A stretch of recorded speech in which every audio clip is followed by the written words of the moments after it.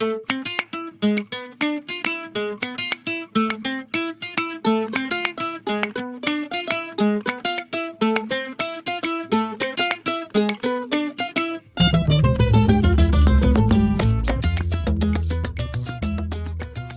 mon pompon.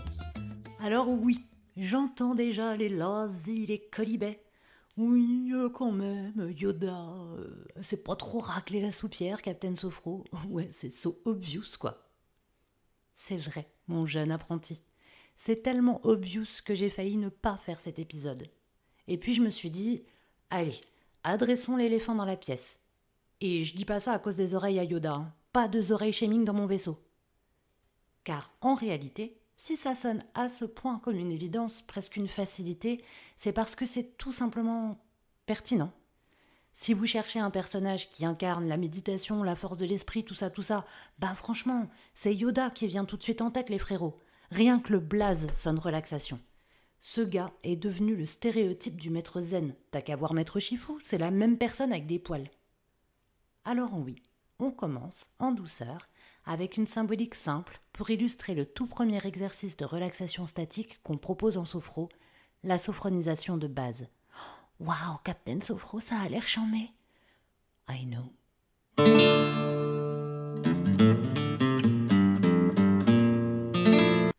Tiens bien ton pompon, on passe en vitesse lumière pour atterrir sur la planète Dagobah.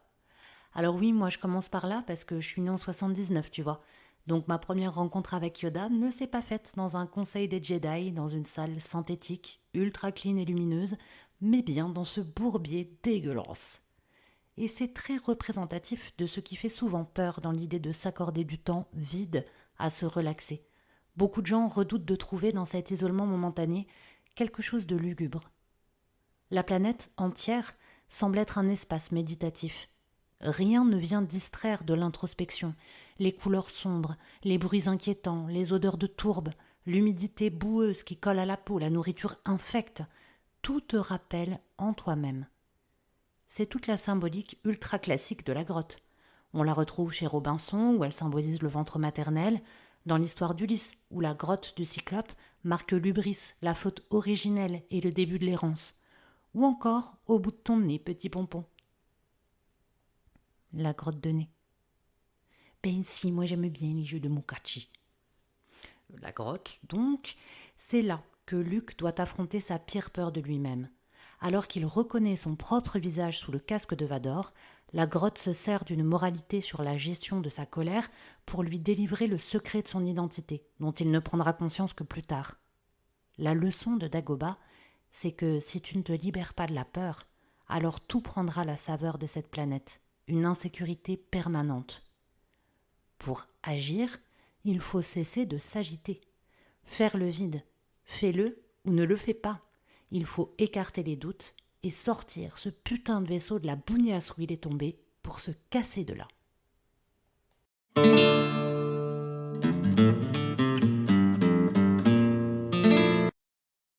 Du coup, pour nous, les vioques, Yoda, c'était un grand sage dans un tout petit corps de papy immobile. La télépathie et la télékinésie, c'est vraiment des pouvoirs de feignasse quand y pense. D'autant que nous, on a vu Pépère se faire trimballer par Luke, limite en écharpe de portage pour bébé, pendant tout le temps d'entraînement du jeune Skywalker. Le cliché de la méditation, quoi.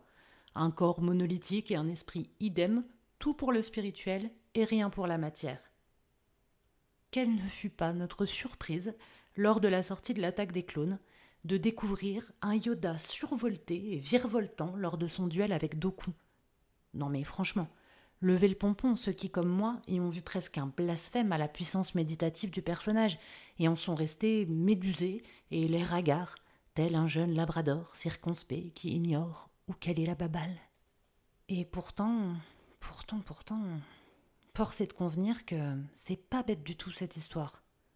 Qui a une marche tellement lente qu'elle mérite à elle seule l'un des thèmes musicaux les plus connus du cinéma?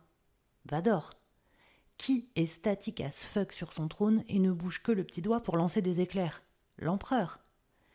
Les Sith maltraitent leur corps, l'épuisent, le réduisent. Que reste-t-il du corps d'Anakin sous l'équipement médicalisé de Vador? Le général Grievous n'est plus qu'un robot. Quant à Palpatine, alias Dark Sidious, Il est un zombie effrayant, usant du corps d'un clone pour rester vivant. La force des Jedi ne tiendrait-elle pas dans l'équilibre entre le corps et l'esprit ?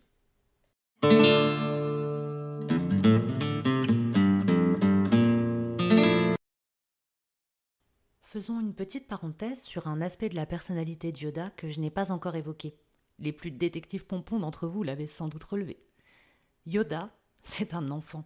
La première fois qu'on le découvre, il fait une crise pour avoir la lampe torche de Luke et ensuite il se goinfre de ses biscuits. Il est joueur, pépère. Il a des yeux malicieux et n'est pas contre un bon prank puisqu'il fait croire à Luke qu'il n'est qu'un autochtone agaçant. Il y a un côté chaotique chez ce personnage qui incarne pourtant toute la sagesse de cet univers. Bon, déjà, le gars parle à l'envers H24. C'est pas genre, à l'âge qu'il a, il a appris à remettre les mots dans le bon ordre. Ben non, non, il a su rester facétieux. D'ailleurs, lorsque The Mandalorian revisitera le mythe pour créer un nouveau personnage, on aura droit à Baby Yoda. Un sup, tellement il est mignon, là, ça m'énerve ça. Bon, cet enfant, il est complètement chaotique. Tu sais jamais s'il est surpuissant ou s'il est à la merci du premier coup de vent, et ça te bouffe une grenouille de l'espace en soum-soum et en sauvagerie totale. C'est déconcertant, franchement. C'est un peu la même vibe que Bébé Groot ou Psycho Quack, voyez. Ça, typiquement, c'est la force du lâcher-prise et de l'enfant intérieur. On reviendra sur ces notions dans d'autres épisodes. Calme-toi, mon pompon. Yoda, c'est donc une puissance de vie. L'esprit nourrit le corps et inversement, dans l'équilibre.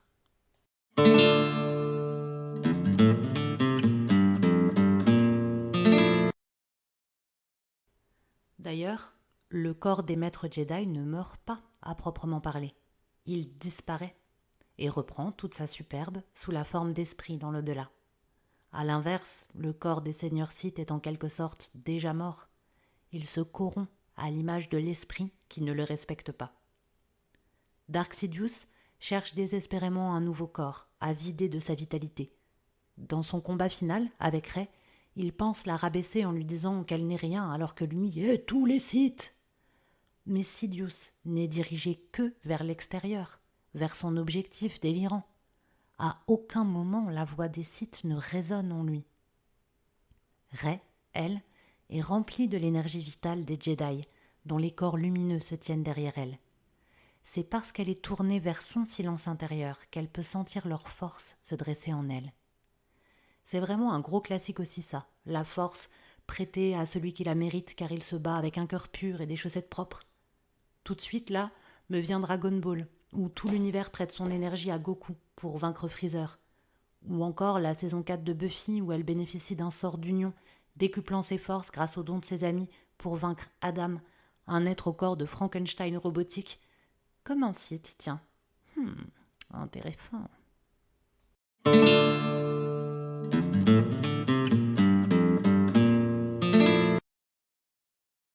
Finalement, Yoda est bien plus qu'un type relax.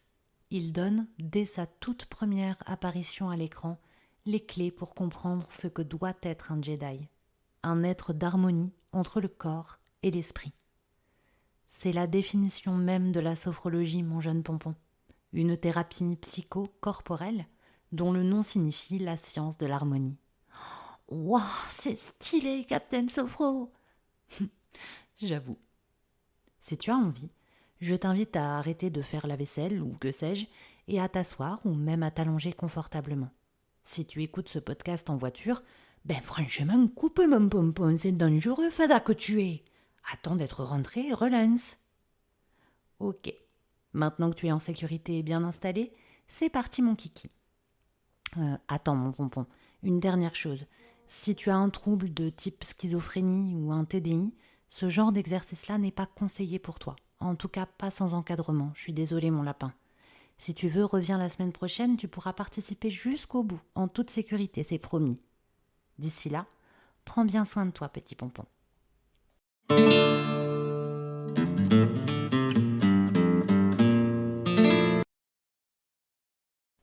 Pour les celles et les autres qui sont encore là, mets-toi bien. Si tu ressens de l'inconfort, n'hésite pas à ajuster tranquillement ta position en cours de route. Prends ce temps comme un moment que tu t'offres à toi-même. Laisse de côté les obligations de ta journée et accueille tous tes ressentis sans jugement. Ferme tes yeux et concentre-toi sur ma voix. Imagine que la main de Yoda se lève vers toi. Ressens sur ton crâne sa chaleur bienfaisante.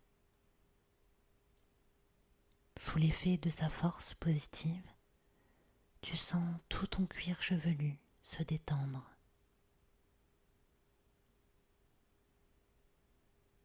Laisse s'étirer ton cuir chevelu jusqu'aux oreilles.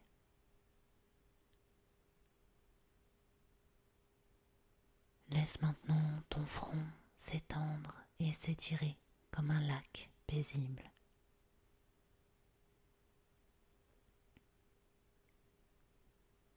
Tente de créer de l'espace entre tes deux sourcils.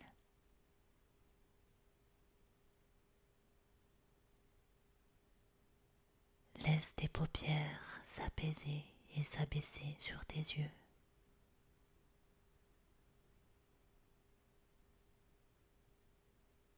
Détends tes pommettes, tes joues.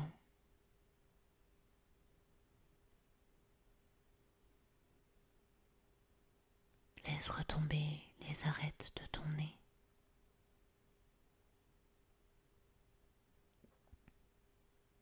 Porte attention à l'air frais qui entre dans tes narines et à la chaleur de cet air lorsqu'il ressort sur tes lèvres.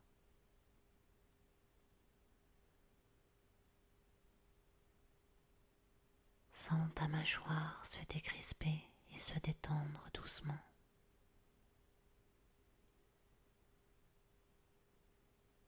Ta langue repose naturellement sur les dents du bas et tu peux déglutir sans effort.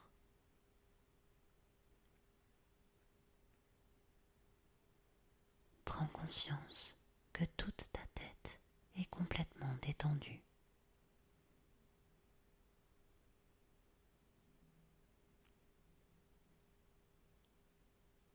Ressens maintenant cette onde de délassement parcourir ta nuque, envelopper ton cou.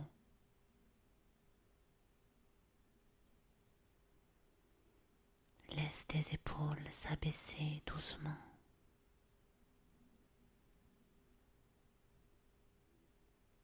Sens cette énergie calme parcourir tes bras jusqu'au coude.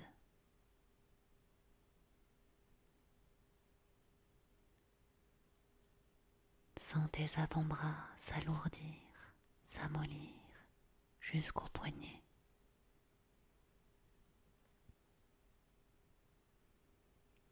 Ressens maintenant cette onde délassante envelopper tes mains, le dessus, la paume, jusqu'au bout de chacun de tes doigts.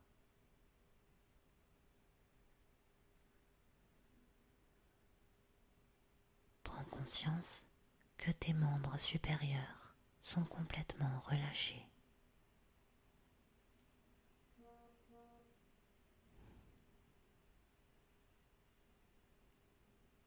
Tente maintenant de créer de l'espace entre tes omoplates.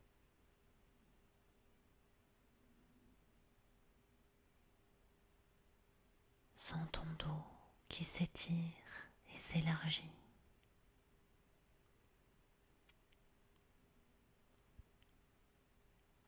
Laisse glisser cette sensation de détente le long de la colonne vertébrale jusqu'en bas du dos.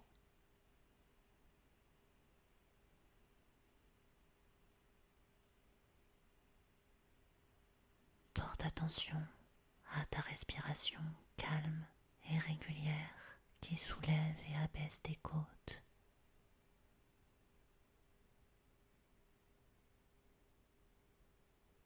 Sens le calme envahir ta poitrine et ta cage thoracique.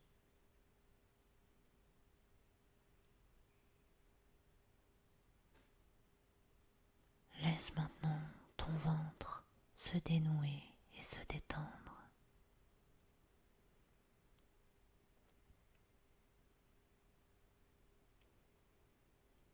Relâche complètement ton bassin et tes fessiers.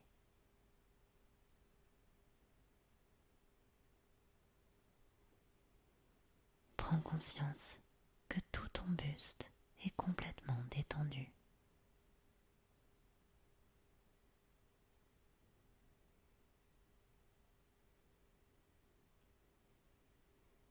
Ressens maintenant cette détente se déposer sur tes cuisses qui s'étirent jusqu'aux genoux.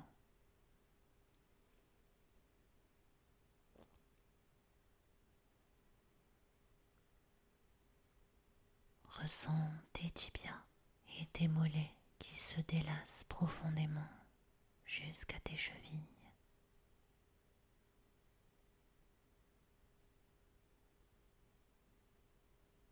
Sens cette détente parcourir tes pieds jusqu'au bout de chacun de tes orteils.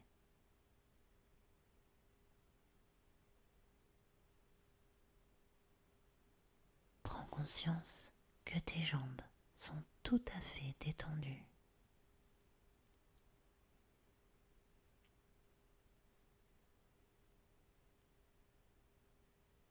Prends conscience que tout ton corps est délassé et calme.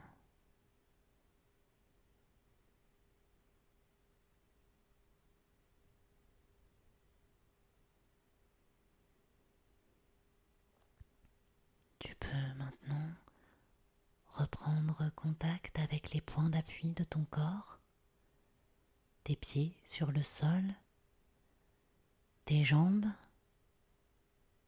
ton dos, ta tête. Porte à nouveau attention aux bruits qui t'entourent. Inspire profondément pour te dynamiser et expire. Tu peux mobiliser et bouger légèrement tes mains, tes jambes, tes pieds. Tu peux t'étirer si tu en as envie, bâiller si tu le souhaites. Et quand tu seras prêt, tu pourras ouvrir les yeux. L'exercice est terminé. J'espère que ça t'a plu et je te dis à lundi prochain. Et d'ici là, n'oublie pas, respire, baisse tes épaules et relève le menton, mon petit pompon.